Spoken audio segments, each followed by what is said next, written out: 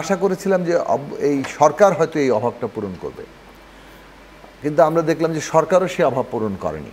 আমরা কিন্তু খুবই কনফিডেন্ট ছিলাম যে বিচারের ব্যাপারটা সামনে আনতে হবে, সংস্কারের ব্যাপারটা এইরকম কমিশন করে রিপোর্ট এনে সকলকে নিয়ে এটা একটা জাতীয় সনদে পৌঁছাতে হবে এবং যৌক্তিক সময়ে নির্বাচন করতে হবে এবং বিশেষভাবে এই প্রত্যেকটার সাথে সম্পর্কিত আমাদের রাজনৈতিক উত্তরণের জন্য। এবং আজকে সেটা পরিষ্কার করে আমরা বলতে পারি বিচার, সংস্কার এবং নির্বাচন এটা এখন আমাদের প্রধান জাতীয় স্বার্থে পরিণত হয়েছে। যে কোনো রকম তৎপরতা এই বিচার, সংস্কার এবং নির্বাচনকে ক্ষতিগ্রস্ত করে, এর যে কোনো তৎপরতা হল মানে আমাদের জাতীয় স্বার্থের বিরুদ্ধে অবস্থান নেওয়া হবে। অগণতান্ত্রিক সেটা আমাদের দেশে হামেশাই চলে এবং অভ্যুত্থানের পরেও চলেছে। সেটার বিবেচনায় নিয়েও আমরা এই সমালোচনা সত্ত্বেও আমরা সেটাতে সমর্থন দিয়েছি।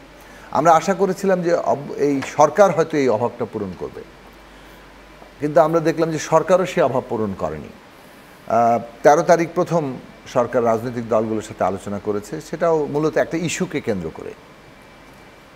কিন্তু সামগ্রিকভাবে এই সরকার রাজনৈতিক কোর্সটা, রাজনীতির যে উত্তরণের পুরো প্রক্রিয়াটা কিভাবে পরিচালনা করবেন, সকলের মতামতের ভিত্তিতে যে একটা কোর্স অফ অ্যাকশন ঠিক করা, সেইটার বিষয়ে সকলকে যে খুব আলোচনায় ডেকেছেন, ব্যাপারটা ওই রকম না।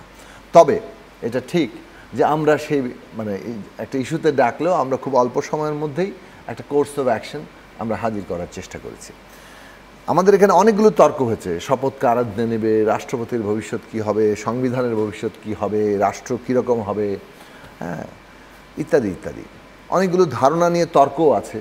নতুন রাজনৈতিক বন্দোবস্তের স্লোগান আমরা তুলেছিলাম, সেটা শিক্ষার্থীদের দিক থেকে এসেছিল, কিন্তু অনেকে মনে করেন নতুন রাজনৈতিক বন্দোবস্ত আবার কী, বন্দোবস্ত শুনলেই লর্ড কর্নওয়ালিসের কথা মনে পড়ে, ইহা কি চিরস্থায়ী বন্দোবস্ত হয়েছে কিনা, এইরকম ব্যাপার আছে আর কি।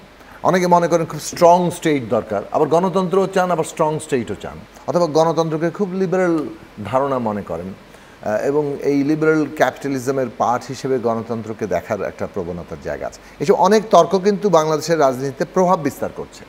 প্রভাবের জায়গা থেকে কোন পথে আমরা যাব, কি করব, সেটা যে আসলে মূলত স্টেক হোল্ডারদের একটা গুরুত্বপূর্ণ আলোচনার বিষয়, এটা কোনো একজন জ্ঞানী লোকের কিছু জ্ঞানদান নয়।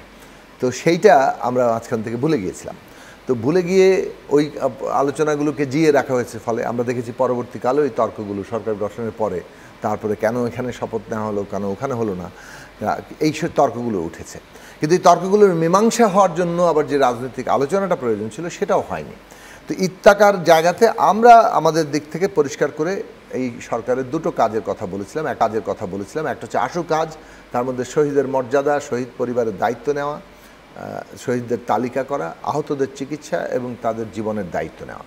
দ্বিতীয় কাজ ছিল অর্থনীতির লাগাম টেনে ধরা।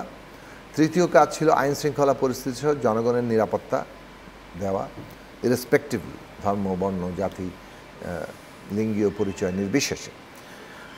আর দীর্ঘমেয়াদী কাজের ক্ষেত্রে আমরা বলেছিলাম বিচার, সংস্কার এবং নির্বাচন করতে।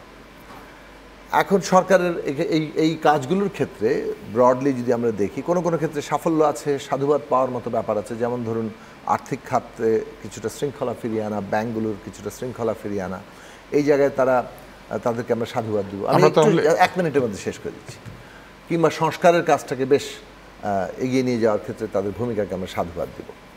কিন্তু আবার আইন শৃঙ্খলা পরিস্থিতি, বিচার ত্বরান্বিত করার প্রশ্নে তাদের অনেক সমস্যার জায়গা আছে এবং সেই সব সমস্যাগুলো বিশেষত আইন শৃঙ্খলা তো ভয়ঙ্কর চেহারা নিচ্ছে। গাজীপুরে সাংবাদিক হত্যা যেভাবে ঘটলো, তো এখন আমরা কিন্তু খুবই কনফিডেন্ট ছিলাম যে বিচারের ব্যাপারটা সামনে আনতে হবে, সংস্কারের ব্যাপারটা এইরকম কমিশন করে রিপোর্ট এনে সকলকে নিয়ে এটা একটা জাতীয় সনদে পৌঁছাতে হবে এবং যৌক্তিক সময়ে নির্বাচন করতে হবে এবং বিশেষভাবে এই প্রত্যেকটার সাথে সম্পর্কিত আমাদের রাজনৈতিক উত্তরণের জন্য।